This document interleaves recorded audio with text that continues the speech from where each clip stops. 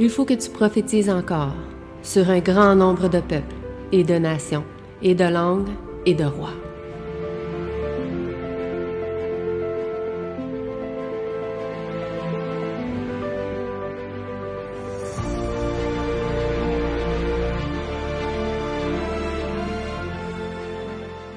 Bon sabbat à chacun de vous, encore une fois. Donc, aujourd'hui, nous allons continuer notre série, le combat entre les anges et les démons, reconnaître les possessions démoniaques. Est-ce que vous vous rappelez un peu ce qu'on avait vu la dernière fois, dans la première partie?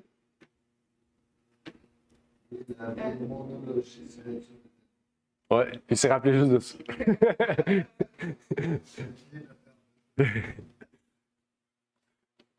Donc, on devenait des chasseurs de démons. Non. On va prendre le temps d'étudier, effectivement, la démonologie, okay? L'étude des démons. Et aujourd'hui, ça sera la deuxième partie. On va prendre le temps. Ça sera surtout la deuxième partie, la finalité sur la démonologie. Les prochaines fois, on va voir les pratiques démoniaques. Okay?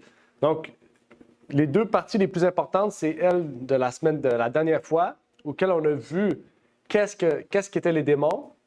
Et cette semaine, nous allons voir donc comment reconnaître une possession démoniaque. Okay? Donc, la dernière fois, on avait vu qu'étaient les démons. Et là, on voit comment reconnaître une possession démoniaque. OK? Et donc, les prochaines fois, on va voir vraiment les pratiques qui mènent à une possession démoniaque. OK? Donc, les deux parties-là, c'est surtout les parties fondamentales de la démonologie. Et les prochaines fois, eh bien, on va voir comment vraiment on arrive à ce stade-là et qu'est-ce qui nous amène à ce stade-là. On va voir vraiment beaucoup de pratiques. Ça risque d'être peut-être long. Ça se peut que ce soit au cours de même toute l'année qu'on étudie ça. Là. Fait que ça va être quand même assez long. On va essayer de faire ça une fois ou 2 semaines ou en voir selon le rythme qu'on va garder. Donc, commençons avec notre texte du jour, qui est le texte de cette série, dans 1 Corinthiens 10, versets 18 à 22, qui nous dit « Voyez l'Israël selon la chair. Ceux qui mangent des victimes n'ont pas communion avec l'autel. Que dis-je donc? Que l'idole soit quelque chose ou que ce qui est sacrifié à l'idole soit quelque chose? Non, mais que ce que les gentils sacrifient, le sacrifient à des démons et non à Dieu. Or, je ne veux pas que vous ayez communion avec les démons. Vous ne pouvez pas boire la coupe du Seigneur et la coupe des démons. Vous ne pouvez pas participer à la table du Seigneur et à la table des démons. Voulons-nous provoquer la jalousie du Seigneur? Sommes-nous plus forts que lui? » Donc, c'est les questions et les interrogations que Paul veut nous partager. Et avant de commencer, nous allons donc bien sûr prier pour introduire ce sujet. Prions. Notre Père qui est aux cieux, j'aimerais te remercier pour l'opportunité que tu nous permets de pouvoir partager ce sujet.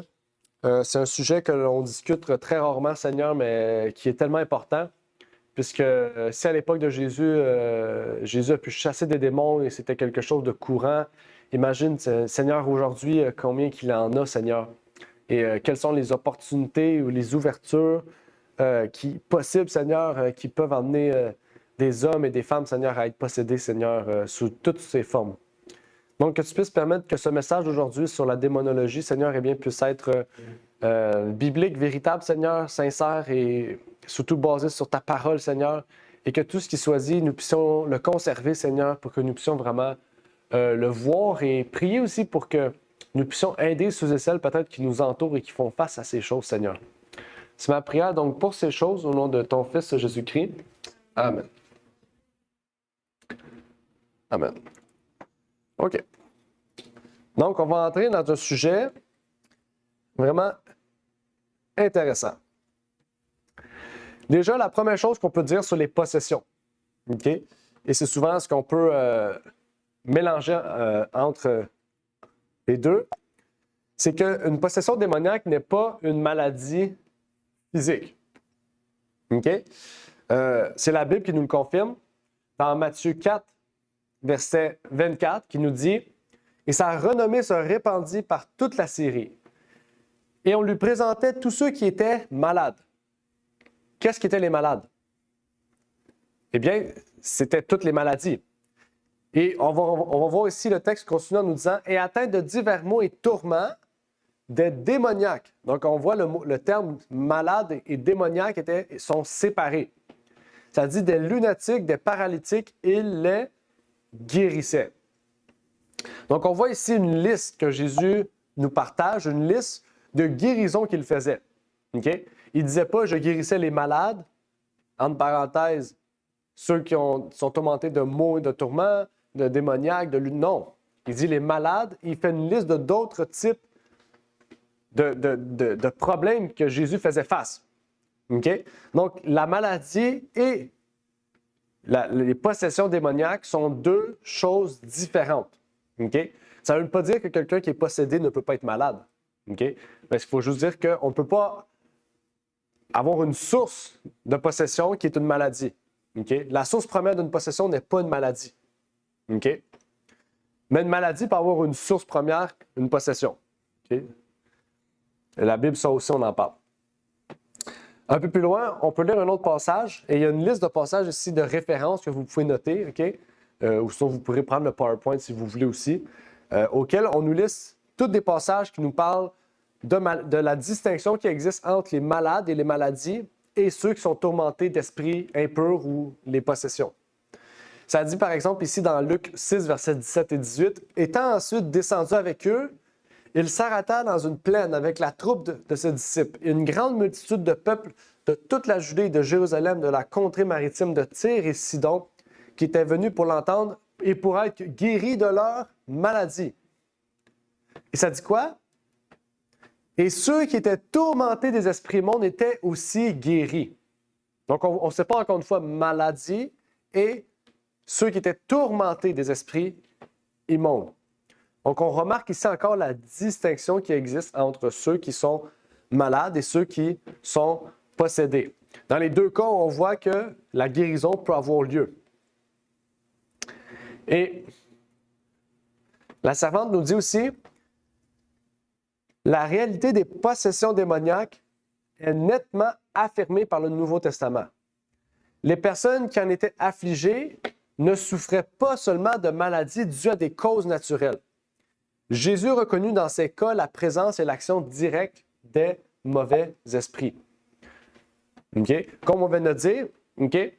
On peut être possédé ou être tourmenté d'esprits immondes et être malade physiquement. On peut avoir des maladies causées par des démons. Okay? Oui. Mais on ne peut pas être malade, dans le sens être malade, puis dire, aller voir un médecin et dire je suis malade, puis, puis être possédé. Okay? Donc, qu'est-ce qu'on veut dire? C'est que la maladie n'est pas une possession. Okay? La maladie n'est pas une possession. On peut avoir des maladies naturelles dues à des causes extérieures, telles que le physique, des causes surnaturelles, telles que la possession. Okay? Donc, il faut juste distinguer le fait que la maladie, ou plutôt la possession démoniaque, n'est pas une maladie. Okay? La possession démoniaque, c'est quelque chose de surnaturel qui survient sur un individu dû à quelque chose de plus grand. Okay? La chose plus grande, c'est un choix spirituel. Okay? Tout part à la base d'un choix spirituel, d'une décision, d'une action, d'une pensée que nous avons qui nous amène à un choix spirituel. Parce que souvent, on dit un choix spirituel, c'est juste des actions. Non. On dit des pensées aussi, c'est un choix spirituel. Selon les pensées que nous avons, nous pouvons laisser place à une possession. On a la preuve avec Judas. Et par une décision que nous faisons, nous pouvons laisser place à une possession ou à une action que nous faisons aussi. Et on comprend donc que la question fondamentale de savoir si nous sommes possédés ou non, c'est une question de choix spirituel.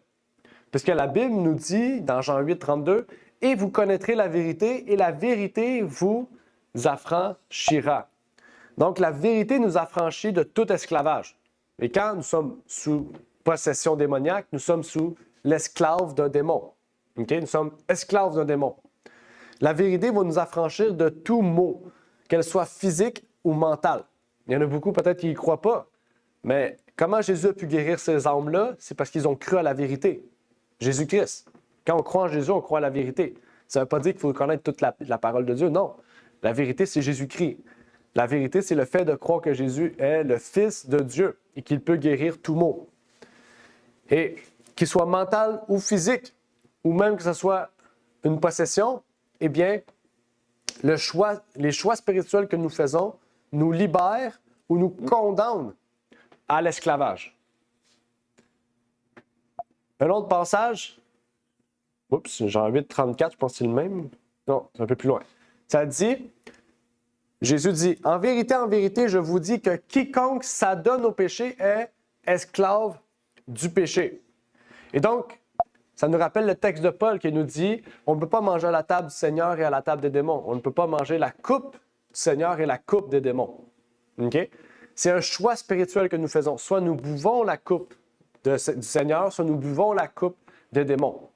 Chaque chose que nous faisons dans notre vie, chaque jour que nous nous levons, nous faisons des choix spirituels qui ouvrent la porte ou qui ferment la porte aux démons, qui rouvrent la porte à Dieu ou qui ferment la porte à Dieu aussi.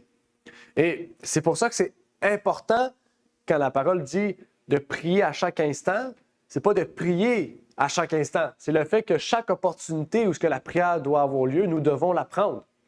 Parce que nous sommes sous la tentation à chaque moment de notre vie. Et si on n'est pas capable de prier, peut-être parce que nous sommes sous une emprise trop forte, c'est le moment d'appeler un frère, d'appeler une sœur, de lui dire « Prie pour moi, j'ai besoin de prière en ce moment ». Et c'est là qu'on voit que la famille est très importante. La famille, que ce soit physique, c'est-à-dire personnelle, de sang, ou la famille spirituelle, la famille céleste. Parce que nous sommes sous l'emprise de Satan ou l'emprise de Dieu. C'est un combat. Jean 8, verset 37 nous dit « Je sais que vous êtes la postérité d'Abraham, mais vous cherchez à me faire mourir. Pourquoi? Parce que ma parole ne trouve point d'accès en vous. » Qu'est-ce que les Juifs ont fait à ce moment précis où ce que Jésus parle dans ce verset? Qu'est-ce que les Juifs ont fait à ce moment-ci de l'histoire de Jésus? Qu'est-ce qu'ils ont fait? Ouais, 8,37. Ça dit, je sais que vous êtes la postérité d'Abraham, mais vous cherchez à me faire mourir, parce que ma parole ne trouve point d'accès en vous. D'après ce qu'on étudie en ce moment, qu'est-ce qu'ils ont fait en ce moment-ci, les Juifs? Oui, ils se sont moqués. Ça, c'est ce matin, c'est pas en ce moment. Oui, ils se sont moqués, mais ils ont fait un choix spirituel. Ils ont refusé la parole du Christ en eux. Ça dit, parce que ma parole ne trouve point d'accès en vous. Qu'est-ce qu'ils ont fait? Donc, ils ont fait un choix spirituel de rejeter la vérité. Qu'est-ce qui est arrivé? Satan a pris l'opportunité du cœur des Juifs pour leur dire de crucifier Jésus-Christ. Okay? Les Juifs ont été pris d'un esprit immonde à ce moment-là pour dire de crucifier le Christ. Okay? Et c'est quelque chose de quand même assez important. Ils ont choisi d'écouter leur cœur et leur conviction plutôt que d'écouter la parole de la vérité. Et ils ont fait un choix spirituel. Et ça arrive à chaque jour de notre vie. Dans chacune de nos décisions. On le sait pas, mais ça arrive.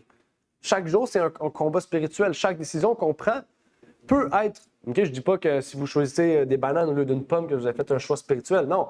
Mais vous comprenez qu'un choix où ce que vous avez peut-être quelque chose que vous désirez tant et quelque chose que vous savez que c'est pas interdit, mais que c'est peut-être mal vu, puis quelque chose auquel qui est plus difficile d'accès, mais qui est bien vu par Dieu, eh bien, vous faites un choix spirituel. Et on en fait chaque jour, dans nos pensées, dans nos actions, dans nos paroles, dans tout ce que nous faisons, tous les types d'interactions que nous avons, soit avec nous-mêmes ou avec les autres, nous avons des choix spirituels. Nous avons un combat, en fait, à faire face. Et c'est là que c'est important de comprendre que la possession commence à ce moment-là. OK? Donc, on a vu il y a 2 semaines les films qu'on partage aujourd'hui sur les possessions qui sont vraiment des cas extrêmes. Là. C'est même rare. On sait que ça peut exister dans la Bible. On a vu des cas d'hommes auxquels aucun homme pouvait s'approcher parce qu'ils étaient trop agressifs, okay? Et dangereux. Mais on sait que la possession commence même au plus simple dans la vie. On va voir des exemples tantôt de vie, OK? Donc, vous allez voir, vous allez comprendre davantage. Et c'est ce que Jésus reprochait aux Juifs. Un peu plus loin, il dit, le père dont vous êtes issus, c'est le diable. Et vous voulez accomplir les désirs de votre père. Le diable.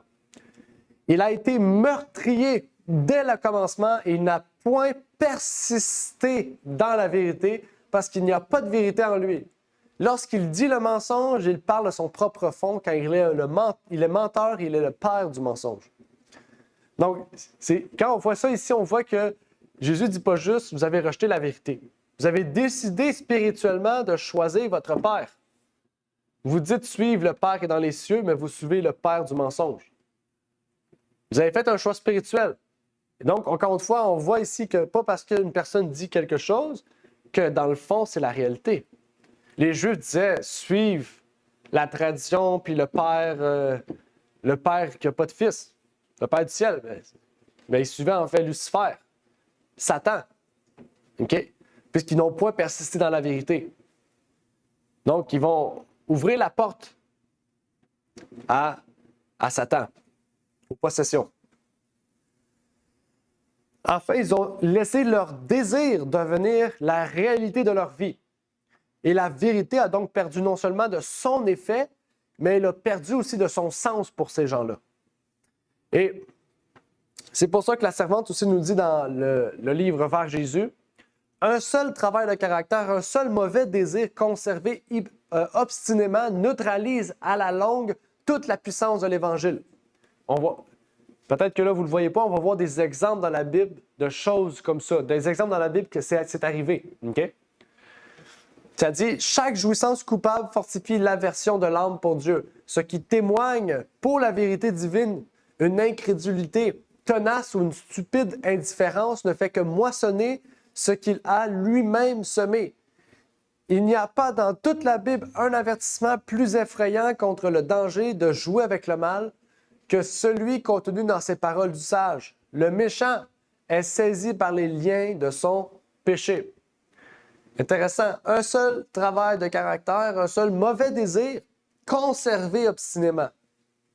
OK? C'est pas quelque chose que vous avez et que vous ne savez pas. Quelque chose que vous savez puis que vous conservez de façon obstinée. OK? Ça dit, à la longue, fait quoi? Neutralise toute la puissance de l'Évangile.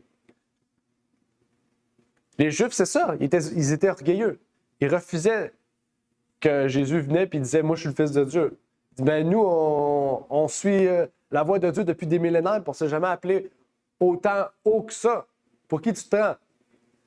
À cause de leur orgueil, qu'est-ce qui est arrivé? Mais ils ont été emmenés à crucifier Jésus-Christ. Puis par la suite, à faire quoi? À persécuter les chrétiens. Étienne, puis toutes les autres personnes qui ont été persécutées. OK? Donc, ce n'est pas souvent les effets qu'on voit à l'instant. Pas parce qu'à l'instant que tu ne vois pas les effets, qu'à la longue, tu ne verras pas les effets. Les effets que tu négliges dans cette vie ou à ce moment présent aura des répercussions dans un futur. Et donc, ça va automatiquement nous pencher ou nous amener vers des désirs ou vers des choix qu'on pourrait dire sataniques ou même vers une possession. Parce que Satan travaille de manière graduelle.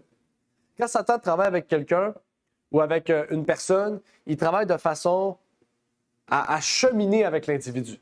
Okay? Il ne va pas arriver et il va te rentrer dedans. Non, il va aller doucement, doucement. Pour après ça, aller toujours plus grand, te gruger. Puis à un moment donné, tu ne verras même plus. Okay? Qu'est-ce qui est arrivé? C'est ce que Jésus nous disait dans Jean 5, 14. Après cela, Jésus le trouva dans le temple et lui dit, « Voilà, tu as été guéri, ne pêche plus, de peur qu'il ne t'arrive quelque chose de pire. » Jésus a dit qu'il pourrait y arriver quelque chose de pire. OK? Donc ici, il relève que la possession est le résultat ou le cheminement dans une vie de péché. OK? Tout comme la vie chrétienne, plus qu'on chemine dans notre vie chrétienne, on se rapproche de Jésus, eh bien, plus qu'on chemine dans le péché, bien, plus qu'on devient possédé. Dans le sens, plus que notre corps est soumis à la puissance de Satan. OK? Donc, c'est pour ça que c'est important. Un péché caressé va mener à... C'est comme un cancer. OK? Une cellule contaminée va contaminer le reste. Donc, si tu sais que tu as une cellule contaminée puis tu la laisses là, elle va contaminer le reste au fur et à mesure. Puis l'Évangile, la puissance de l'Évangile va perdre son effet sur toi. Donc, on comprend que le péché détériore la santé et la délivrance est une guérison qui ramène la santé. Et on comprend donc par cela que la possession est donc le résultat d'une vie de péché. OK? Pas parce qu'on pêche qu'on est possédé, mais quand on perdure dans la vie de péché, on arrive à un résultat où on peut devenir possédé. OK? Et une porte ouverte peut nous amener donc à vivre aussi des situations, OK, de possession ou des situations où on voit des choses paranormales aussi. C'est ce qu'on va parler dans les prochaines présentations au cours des prochaines semaines. Dans Galates 6, versets 7 et 8, on peut lire « Ne vous abusez point, on ne se joue point de Dieu, car ce que l'homme aura semé, il le moissonnera aussi. Celui qui sème pour sa chair moissonnera de la chair de la corruption, mais celui qui sème pour l'esprit moissonnera de l'esprit la vie éternelle. » Ici, c'est un parallèle assez logique. La sanctification entraîne la sanctification et la vie de péché entraîne le péché. OK? Donc, c'est ça ici qu'il veut dire. OK? Donc, on sème ce que nous semons. Nous récoltons ce que nous semons. Donc, si on sème des germes de vérité, nous allons récolter la vérité. C'est-à-dire la sanctification. OK? Mais si on sème la chair, on va moissonner la chair de la corruption. OK? C'est censé être ça normalement. Si c'est pas ça, c'est un problème. OK? Normalement, c'est de même. Plus qu'on étudie la Bible, plus qu'on se rapproche de Dieu. Puis même si plus qu'on étudie la Bible, si on a des péchés caressés alentour, puis on vit entre les deux bateaux, bien, on risque de tomber en dehors à un moment donné. OK? C'est pas tout le temps les effets présents. On l'oublie souvent. On pense souvent, parce qu'on est des hommes, on pense souvent, c'est pas grave, tu sais, j'ai le temps. Ça va peut-être prendre 10 ans. Ben, tu sais pas, ça va peut-être prendre 6 mois, ça va peut-être prendre 3 mois, 2 mois, 1 mois, 1 an. On ne sait pas la voie que tu vas prendre, à quel niveau. Parce qu'à un moment donné, tu ne sauras plus distinguer de ce qui est bien et de ce qui est mal. Puis les petites choses, les petits mauvais choix, on pourrait dire les choix spirituels que tu vas faire, qui vont t'amener à toujours plus t'éloigner, à un moment donné, tu vas voir la démarcation de où est-ce que tu étais avant et où est-ce que tu es maintenant. Et donc, c'est là qu'il faut faire très attention. Dans le ministère de la guérison, on peut y lire « Le démoniaque ne pouvait que proférer les paroles de Satan au lieu d'une prière. » Vous vous rappelez peut-être dans la parole de Dieu quand il y avait un démon l'homme qui voulait parler, puis le démon prenait toujours sa place pour parler à sa place. Okay? C'est de ça qu'elle fait référence. Elle veut nous montrer ici que elle veut nous commenter ici, c'est ça exactement, que cet homme-là était tellement rendu dans un état grave que tout ce qu'il voulait faire pour se rapprocher de Dieu, c'est-à-dire prier, témoigner le nom du Seigneur, il ne pouvait pas. À chaque fois qu'il le faisait, il proférait les paroles de Satan. Il blasphémait Dieu. OK? Ça arrive souvent. OK? Il y a beaucoup de personnes qui sont comme ça aujourd'hui. On peut le voir, là, des gens qui vont prier, puis aussitôt qu'ils se mettent à prier, ils sont tous mélangés, ils vont penser à tout plein de choses, ils vont parler de plein de choses. C'est parce que dans leur vie, il y a des choses qui se passent, qui les empêchent de pouvoir se rapprocher de Dieu. Okay? Donc, il faut vraiment voir ça, c'est très important. Ce sont des choses qui révèlent notre état spirituel, okay? Notre état de santé intérieure. Et il faut faire très attention, il faut en parler. Il faut en parler s'il faut en parler. Si on ne sait pas quoi faire, il faut en parler. C'est important. On va lire un peu plus davantage cette histoire qu'on vient de parler de Jésus-Christ avec le l'a possédé, ou ce qu'on peut lire dans Jésus-Christ, cette histoire, un commentaire de cette histoire qui nous dit « C'est par sa propre conduite que cet homme s'était attiré cette affliction, par laquelle il était devenu un spectacle effrayant pour ses amis et un fardeau pour lui-même. Fasciné par les plaisirs du péché, il avait pensé faire de la vie un carnaval ininterrompu. Loin de penser qu'il deviendrait un objet de terreur pour le monde et d'opprobre pour sa famille, il pensait pouvoir passer son temps dans des folies qu'il jugeait innocentes. Mais une fois engagé sur la pente, son pied glissa rapidement. Les nobles attributs de sa nature furent pervertis par l'intempérance et la frivolité, et Satan prit complètement possession de lui. Intéressant, qu'est-ce qu'il nous dit? Il pensait pouvoir passer son temps dans les folies qu'il jugeait innocentes. Mais une fois engagé sur la pente, son pied glissa rapidement. Ça s'est fait rapidement. Au point où quoi? Satan prit complètement possession de lui. On voit comment c'est graduel, l'engagement. Il dit, les remords vinrent trop tard. Richesse, plaisir. Il aurait tout sacrifié pour recouvrer la santé. Mais il était maintenant sans espoir, la proie du malin. Il s'était placé sur le terrain de l'ennemi. Et Satan s'était emparé de toutes ses facultés. Le tentateur l'avait séduit par ses charmes, car le malheureux fut en son pouvoir, l'ennemi se montra cruel et lui fit de terribles visites. Ainsi arrive-t-il à quiconque cède au mal, les plaisirs attrayants du début aboutissent aux ténèbres du désespoir, à la folie de l'âme ruinée. Ça ne fait pas penser peut-être à la situation de plusieurs personnes aujourd'hui? Peut-être pour ceux qui font face peut-être à des gens qui sont dans des problèmes ou qui sont dans des situations qui peuvent se sembler similaires. Eh bien, il faut savoir que, effectivement, aujourd'hui, notre monde regorge de personnes qui sont comme ça. Et pourtant, on ne les appelle pas des démoniaques. On leur dit, bon, ils sont schizophrènes, ils ont des maladies mentaux, ou peu importe. Mais Satan envoie des attaques. OK? Satan envoie des attaques. Et il faut savoir que Satan, il sait comment prendre part chez les gens sans pourtant qu'ils ne le savent, qu'ils ne le reconnaissent. Et qui peut-être aimeraient avoir la vie d'avant, mais ils ne pourront l'avoir. À moins qu'ils ne se soumettent à Jésus-Christ, à la vérité. Il y a bien sûr des degrés de possession. Dans la parole de Dieu, on nous révèle qu'il y a plusieurs degrés de possession. De la même manière qu'il y a plusieurs degrés de ceux qui s'approchent de Jésus-Christ, eh bien, il y en a plusieurs degrés de ceux qui sont plus proches de Satan. Dans 2 Corinthiens 3, versets 17 et 18, on peut y lire « Or, le Seigneur est l'Esprit. Et où est l'Esprit du Seigneur, là est la liberté. Ainsi, nous tous qui, le visage découvert, contemplons comme dans un miroir la gloire du Seigneur, nous sommes transformés à son image de gloire en gloire comme par l'Esprit du Seigneur. » Attendez, on a un problème avec Google Meet. Ça crash, je ne sais pas pourquoi.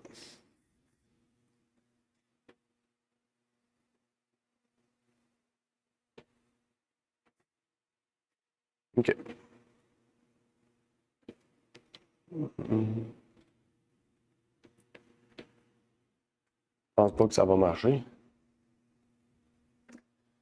Donc, on comprend ici que de gloire en gloire, nous sommes transformés, c'est-à-dire nous sommes changés, nous avançons. Okay? C'est un processus auquel on se rapproche de Jésus-Christ. Et Jésus lui-même avait dit dans Luc, dans l'évangile de Luc, « Celui qui n'est pas avec moi est contre moi. Et celui qui n'assemble pas avec moi, disciple. » Okay? Donc, il révèle ici que nous pouvons aussi être transformés à l'image de Satan. Okay? De la même manière que nous pouvons être transformés à l'image de Jésus, nous pouvons être transformés à l'image de Satan. Donc, il y a un parallèle puissant ici à faire avec le fait, en fait, de...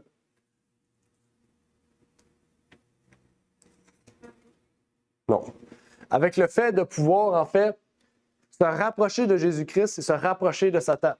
De pouvoir devenir l'image ou l'enfant, le disciple de Jésus-Christ et l'enfant, l'image et le disciple de Satan. De la même manière aussi que par cela, nous devenons ennemis de Christ.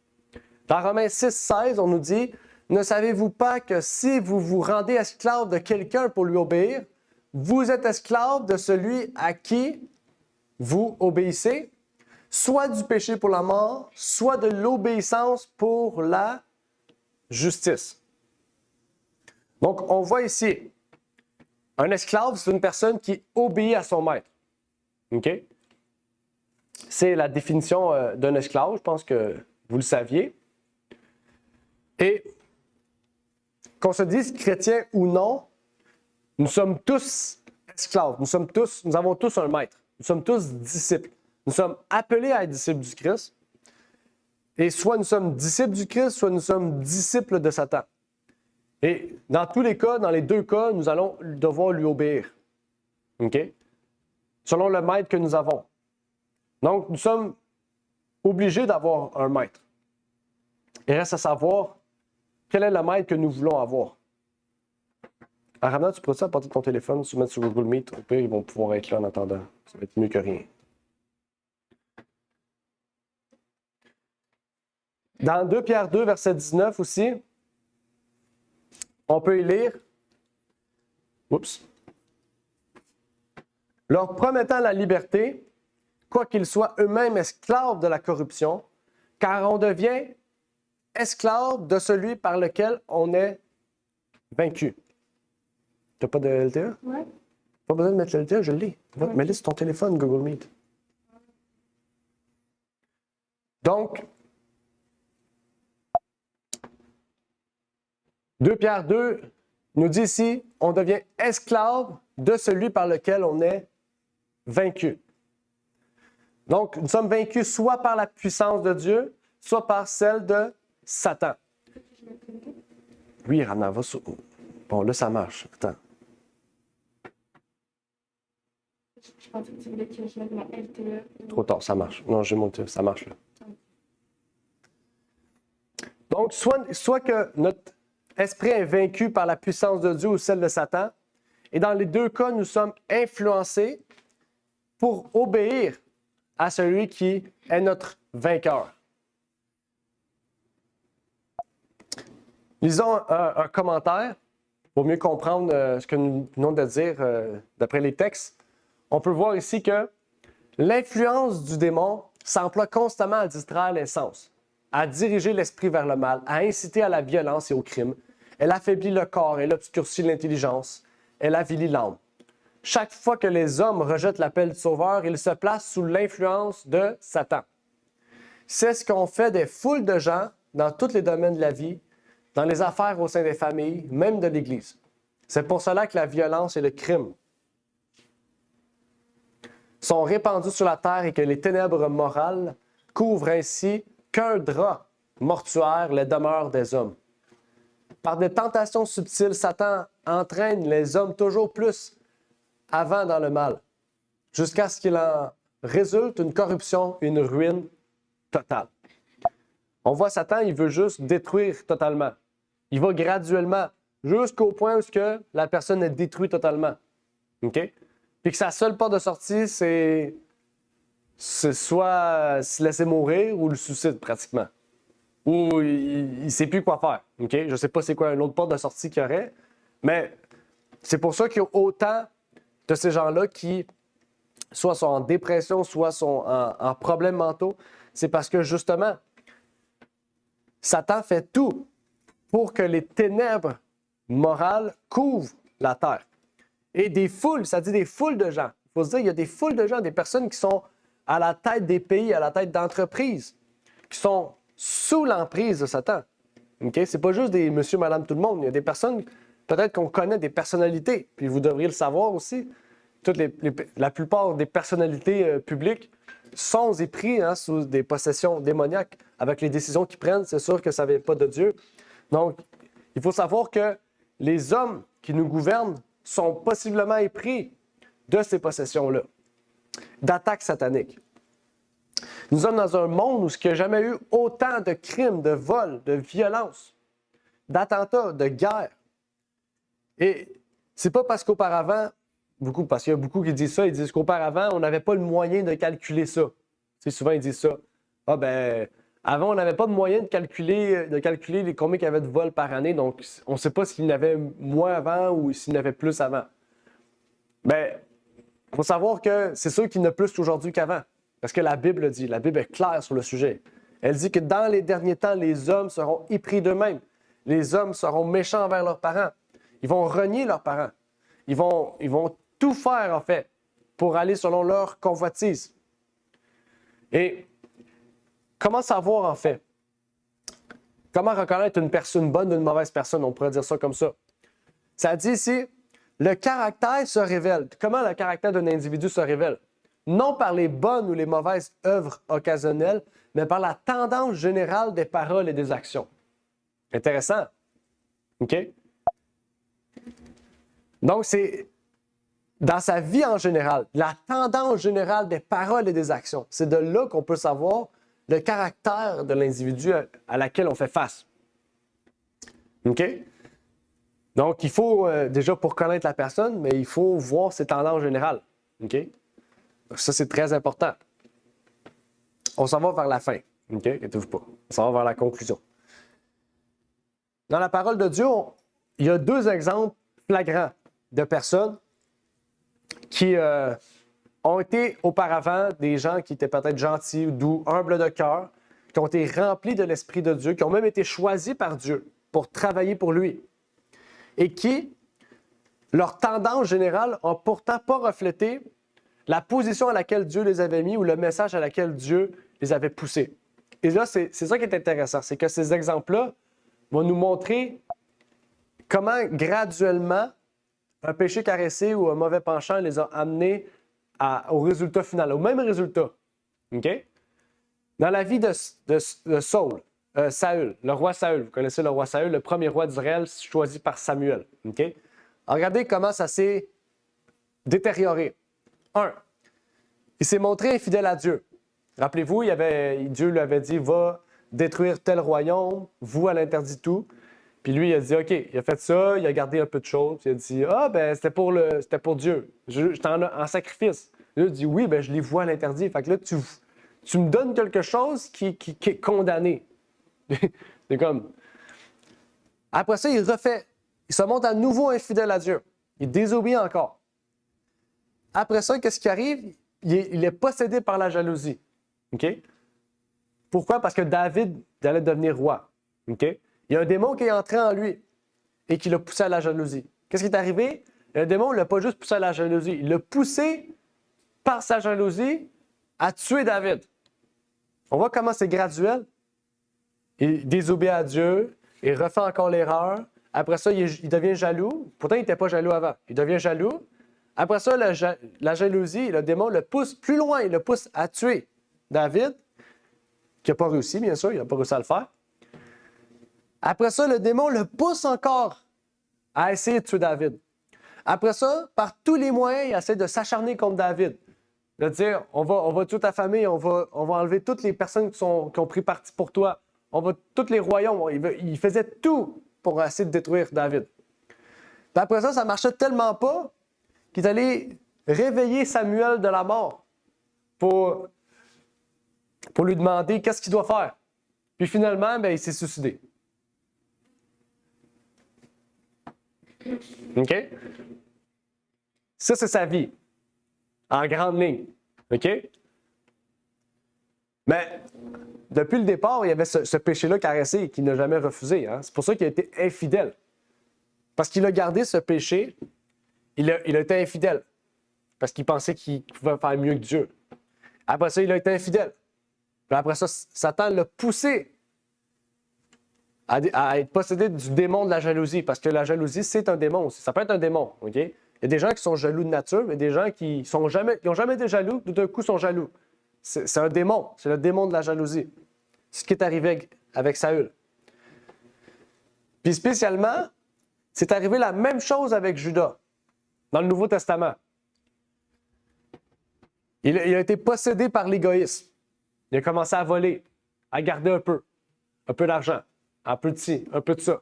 OK? À dire, rappelez-vous, la femme, elle n'aurait pas dû mettre ce parfum sur tes pieds, on aurait pu le revendre pour faire de l'argent. OK? Ça, c'était le démon de l'égoïsme. Par la suite, il a été possédé du démon de la cupidité. Par la suite, Jésus l'a repris. Il a été repris par Jésus.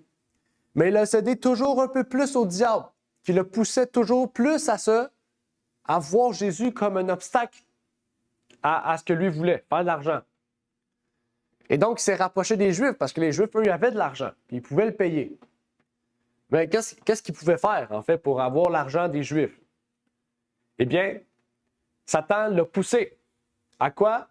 Quand il était complètement possédé, le diable l'a poussé à trahir Jésus puis à le vendre pour de l'argent.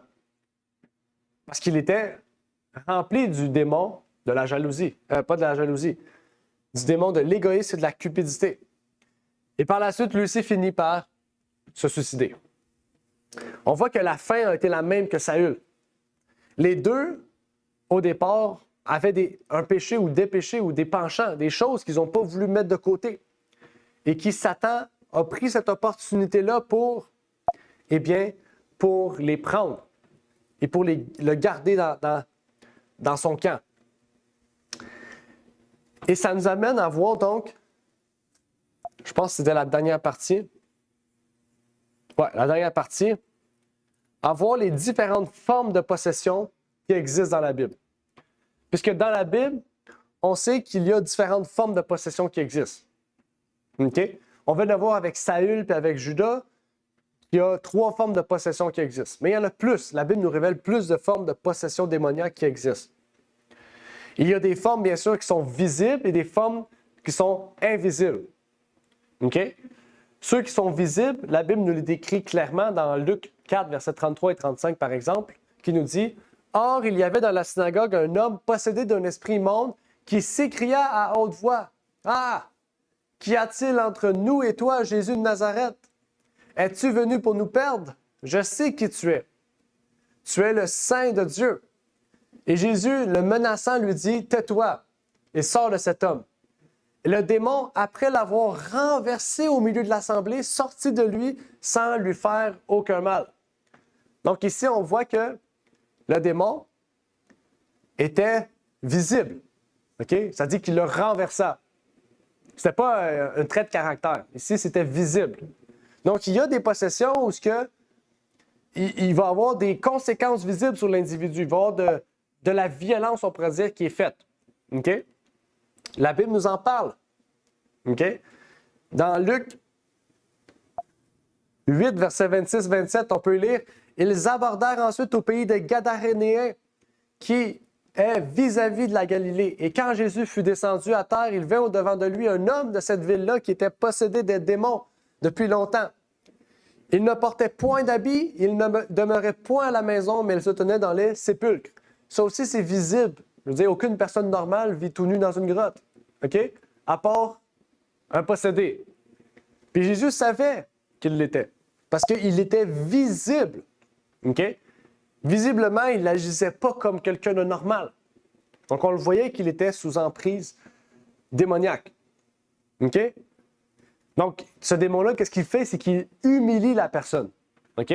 Parce qu'être nu dans une grotte, c'est pas très glorieux. Donc, il l'a humilié.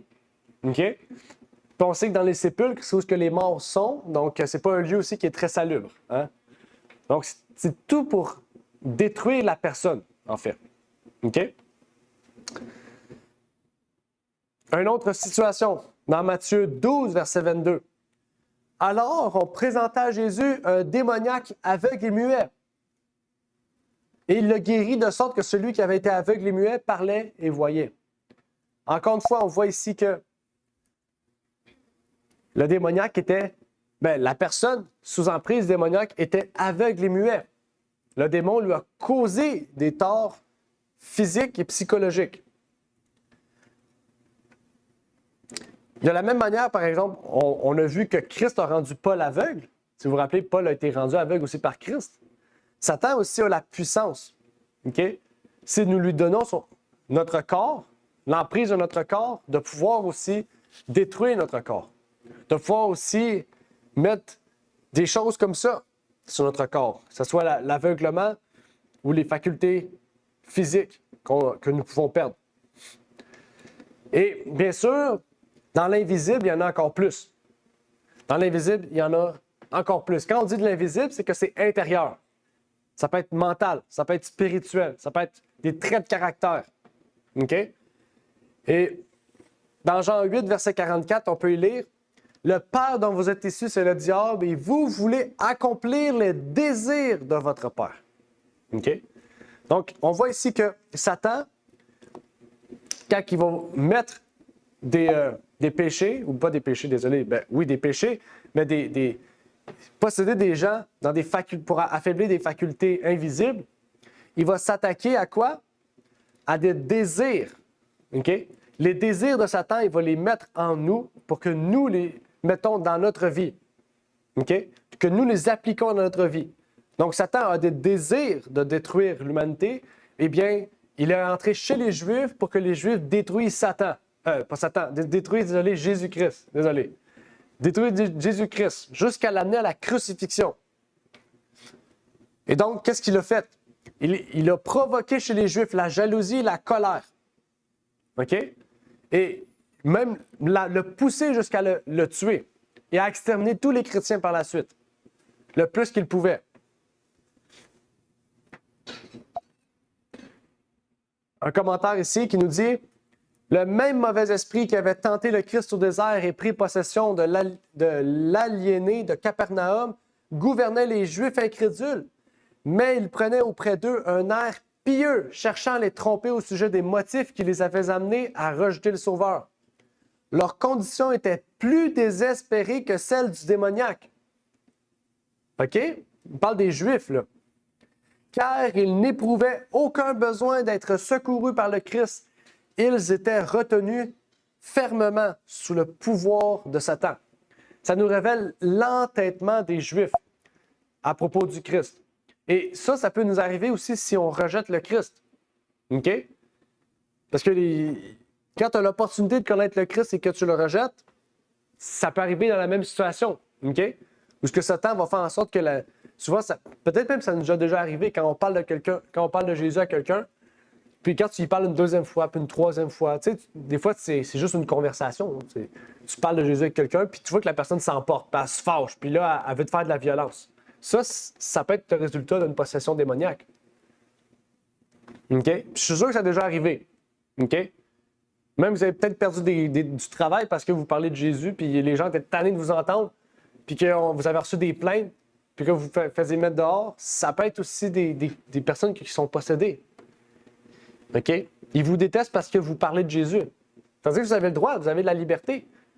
Si eux, ils ne veulent pas en entendre, qu'ils te disent « Moi, je ne veux pas que tu me parles de Jésus. OK, je n'en parlerai pas avec toi. » Bien, c'est sûr que si lui n'en dit pas puis il va en parler aux autres, Satan fait son œuvre. OK? Et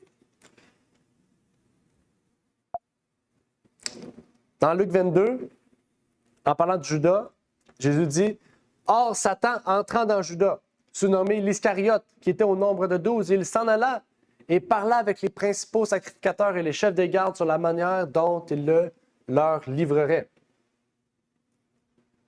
Qu'est-ce qui permettait de distinguer que Judas était possédé ou non à ce moment-là? Rien. Rien.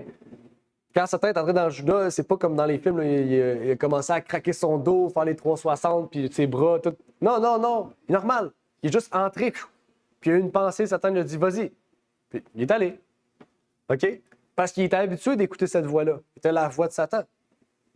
OK? Donc, c'est la même chose aujourd'hui. OK? C'est la même chose aujourd'hui. Je ne sais pas si on a lu ça tout à l'heure. Ça dit « Des multitudes aujourd'hui sont tout autant sous la domination des mauvais esprits que l'était le démoniaque de Capernaum. Tous ceux qui volontairement s'éloignent des commandements de Dieu s'inclinent eux-mêmes devant les directives de Satan. Beaucoup jouent avec le mal, pensant qu'ils pourront rompre avec lui selon leur bon plaisir. Mais ils se leur sans cesse jusqu'à ce qu'ils se retrouvent sous le contrôle d'une volonté plus forte que la leur. Nous sommes des hommes, hein? Satan, il a plus de force que nous. Mais si on se met sous l'emprise de Jésus-Christ, Satan n'a plus aucune force sur nous. Ça dit, ils ne peuvent échapper à ce pouvoir mystérieux. Un péché secret ou une passion dominante peut faire d'eux des captifs aussi désespérés que le démoniaque de Capernaum. OK? Vous n'allez peut-être pas vous retrouver dans des sépulcres nus, parce qu'aujourd'hui, il faut déterrer et aller sous terre, mais vous allez peut-être vous retrouver dans des situations qui vont se ressembler humiliantes face à ce que cet homme a vécu. Puis je dis vous, mais ici, le texte nous dit des milliers d'individus. Pensez-y aujourd'hui combien il y a de personnes qui sont sous l'emprise des démons. Qu'ils soient sous l'emprise totale ou que ce soit partiellement. OK? Parce qu'ici, autant de crimes, de vols, de meurtres, de tout ce qui se passe aujourd'hui, de viols, peu importe, c'est que sûrement Satan a son effet sur les gens. Que ce soit une emprise totale ou une emprise partielle. Parce qu'on sait qu'il y en a qui font plusieurs viols, peut-être qu'ils sont à l'année possédés, peut-être qu'ils sont tout le temps possédés, d'autres qui sont partiels, hein? Ils sont corrects, puis tout d'un coup, ils reçoivent une idée, puis là, ils vont agir. OK? Donc, on sait qu'il y a des répercussions. On sait que Satan agit. OK? Et c'est triste, en fait. Regardez ce qu'elle nous dit ici. Les forces du mal se coalisent et s'accroissent en vue de la crise finale. Des vies d'hommes et d'enfants sont supprimées par des individus soumis à des esprits démoniaques. C'est fou? OK? C'est quelque chose quand même de dire ça. Mais c'est la réalité. Et où est-ce qu'il y a plus d'hommes, où est-ce qu'il y a plus de méchanceté, il y a plus de possession. Je pense que c'est quelque chose qui devrait être logique. OK? Donc, il faut faire vraiment très attention, surtout dans les temps dans lesquels nous vivons. Si nous sommes des enfants de Dieu, nous devons avoir autorité sur notre vie. Nous devons avoir pouvoir sur notre vie. Okay? Pas par notre propre force, mais parce que nous sommes des enfants de Dieu. Et nous devons le faire. C'est pas je sais pas. Non, nous devons le faire. Si nous voulons nous appeler enfants de Dieu, nous avons le devoir d'être à la table du Seigneur et non pas à la table des démons. Et c'est pas juste un choix. Sinon, on n'est pas enfants de Dieu. OK? Si nous sommes hésitants, nous sommes dans le camp de l'ennemi. Mais si nous sommes sûrs que nous sommes enfants de Dieu et que nous voulons suivre la voie de Dieu, eh bien, nous allons être à la table de Dieu. Maintenant, on va prendre les 12 démons qui existent dans la parole de Dieu. OK? Les types de démons. Donc, on va juste les citer. Si vous voulez les noter, vous pourrez. Si vous ne voulez pas les noter, vous pourrez prendre le PowerPoint. Ce n'est pas très grave. Il y a le démon de jalousie, l'égoïsme, la cupidité, de l'ambition, de la méchanceté. Prochain. Le démon de la... Wow. C'est toi. Take the mask.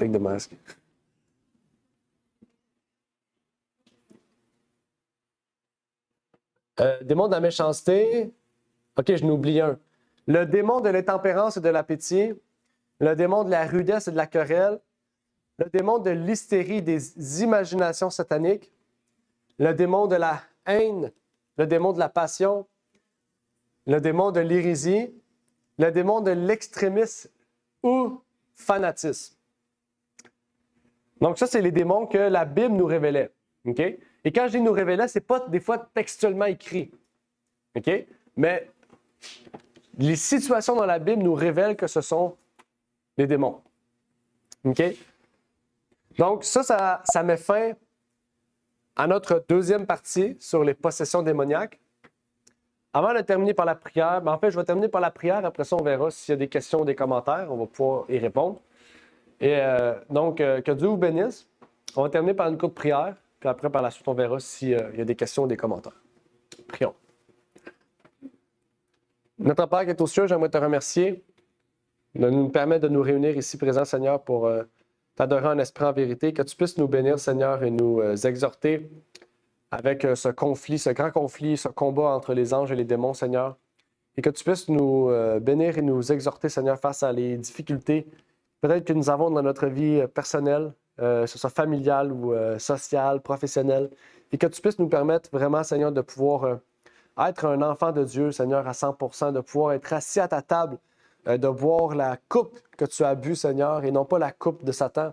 De pouvoir vraiment ne pas jouer avec le feu, mais de vraiment nous conférer à toi à 100%, Seigneur, pour que tout ce qui soit fait pour ta gloire et ta gloire seule, Seigneur. Et je te prie de bénir chacune des personnes ici présentes avec nous, ceux qui n'ont peut-être pas pu venir, ceux qui sont avec nous sur Zoom, sur Google Meet, ceux qui écouteront ce message sur Internet, Seigneur. Et vraiment, c'est ma prière pour ces choses. Au nom de ton Fils Jésus-Christ. Amen.